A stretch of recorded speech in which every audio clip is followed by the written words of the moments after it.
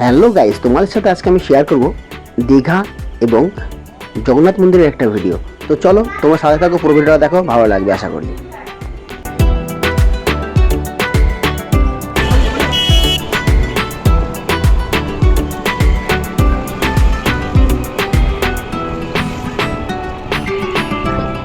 দীঘা সমুদ্র সৈকতে ঘোরাঘুরি এবং কত আনন্দ করলাম সবই তোমাদেরকে দেখাবো।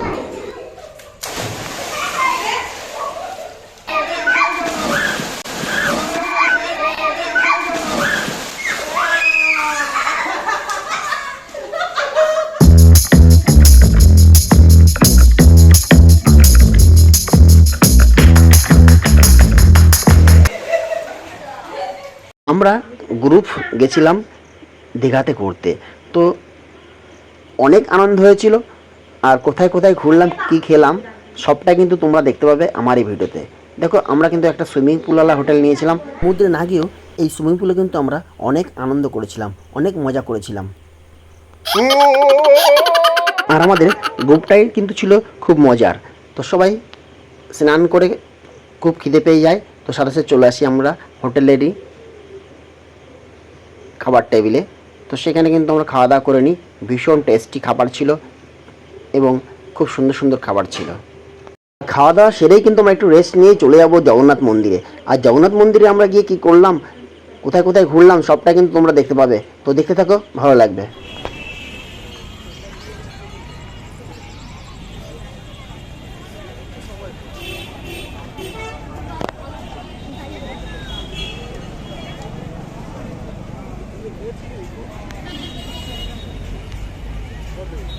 সন্ধ্যা নামতেই আমরা কিন্তু গ্রুপ মিলে বেরিয়ে পড়লাম জগন্নাথ মন্দির দর্শনে। জয় জগন্নাথ।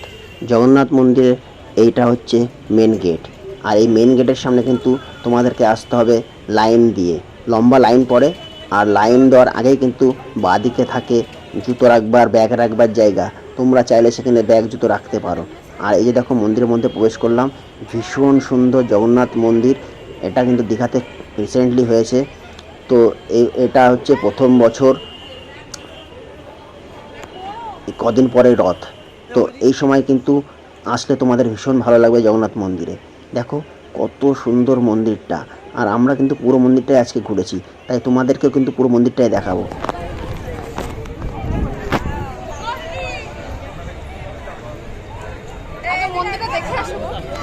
মন্দিরে প্রবেশ করার সামনে কিন্তু এই পদ্মপুকুরটা তোমরা দেখতে পাবে। এখানে কিন্তু পদ্মফুল ফুটে আছে। আর এই যে দেখো, ভীষণ সুন্দর বেলে পাথর দিয়ে তৈরি, এবং এটা পশ্চিমবাংলার বাইরে থেকে কিন্তু আনা হয়েছে পাথরগুলো। ঢুকেই দেখবে একটা নারায়ণের মূর্তি। আর ভেতরে দেখো, এই যে কি সুন্দর, চোখ কিন্তু জুড়িয়ে যাবে মন্দিরের মধ্যে ঢুকলে। ভেতরে কিন্তু ভিডিওগ্রাফি সব জায়গায় অ্যালাউ নেই।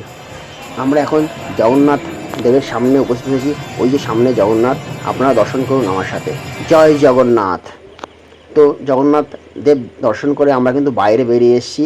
আর একটা কথা বলি, জগন্নাথ দেবের ওখানে কিন্তু ফটোগ্রাফি একদম অ্যালাউ নেই। তো তোমরা কিন্তু কেউ চেষ্টা করবে না ফটো তোলার।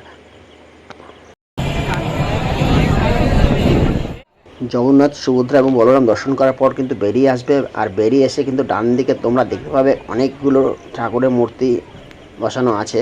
খুব সুন্দর কিন্তু সেই মূর্তিগুলি, এক একটা দেবতার এক একটা ঘরও করা আছে।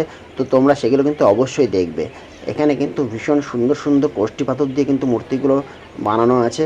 তো এইগুলো না দেখলে কিন্তু তোমরা মিস করে যাবে। তাই তোমরা কিন্তু অবশ্যই এগুলো একটু দেখবে, কারণ এখানে একটা নয়, অনেকগুলি কিন্তু কোষ্ঠী পাথরের মূর্তি বসানো আছে।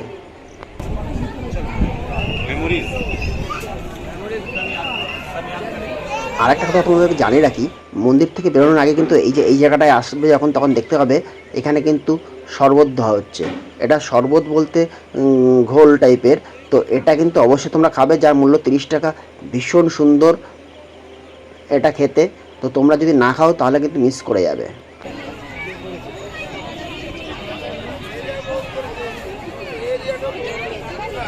দেখতেই পাচ্ছ, হাজার হাজার লোকের সমাগম কিন্তু এই জগন্নাথ মন্দিরে হয়ে থাকে প্রতিদিন, সকালবেলা এবং সন্ধেবেলা। সন্ধেবেলাটা কিন্তু একটু বেশি ভক্ত সমাগম হয়। সুতরাং তোমরা যদি দিনের বেলা দেখতে পারো তাহলে কিন্তু একটু ফাঁকা ফাঁকা দেখতে পারবে, আর সন্ধ্যেবেলা যদি যাও তাহলে অনেক লোকের ভিড় কিন্তু হবে। আর এই বাইরে এসে দেখতে পাবে এরকম প্রসাদ বিক্রি হচ্ছে, তোমরা চাইলে এই প্রসাদ কিনে নিয়ে বাড়িতে আসতে পারো যারা যায়নি তাদের জন্য। এবং তাছাড়াও অনেক সামগ্রী এখান থেকে কিনতে পাবে, যেমন শাঁখা, শঙ্খ, বিভিন্ন রকম জিনিস তোমরা এখান থেকে কিনে নিতে পারো।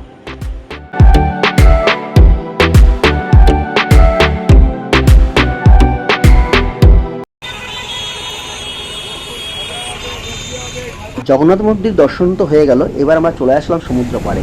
সমুদ্র পাড়ে অনেকটা সময় কাটিয়ে আমরা চলে যাব হোটেলে, আজকে রাত্রের মতো বিশ্রাম নেবো। তারপর কিন্তু আবার পরের দিন শুরু হবে আমাদের আবার দীঘা ভ্রমণ বা দীঘা ঘোরাঘুরি।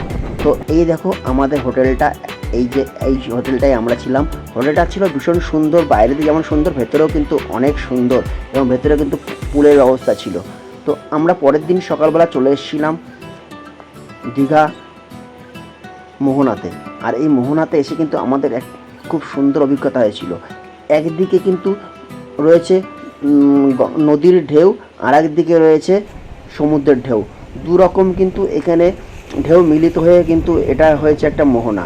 এই দেখো বাঁ দিকে তোমরা দেখতে পাচ্ছ নদী, আর ডান দিকে কিন্তু তোমরা দেখতে পাচ্ছ সমুদ্র। দেখতেই পাচ্ছ দুদিকে, আর তার মাঝখান দিয়ে একটা রাস্তা রাখা আছে। এই রাস্তাটাতে কিন্তু সকলে গিয়ে এখানে ভিডিও, রিলস সমস্ত বানায় এবং মোহনা দর্শন করে। তো আমিও চলে এসেছিলাম এখানটায়, আমার তো ভীষণ সুন্দর লেগেছিল। আমরা চলে এসেছিলাম অনেক সকাল সকাল এখানটায়, আর সকালবেলা আসলে কিন্তু প্রচুর মানুষকে এখানে দেখতে পাবে। আর মোহনার কাছে বাজার আছে, তোমরা চাইলে সেই বাজার থেকে কিন্তু কিছু মাছ টাছও কিনতে পারবে।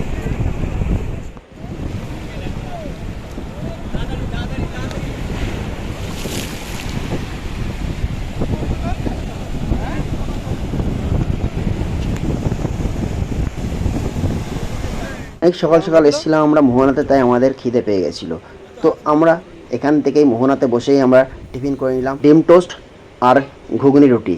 তো এখান থেকে খেয়ে আমরা আবার রুমে ফিরতে আমাদের অনেকটাই লেট হয়ে গেছিলো, তাই আমরা এসে কিন্তু আগে দুপুরের লাঞ্চটা করে নিয়েছিলাম। আর দুপুরের লাঞ্চ করে কিন্তু আমাদের বেরিয়ে যেতে হবে, রুম ছাড়তে হবে, কারণ কি আমাদের বাড়ি আসার পালা কিন্তু আজকের দিনেই।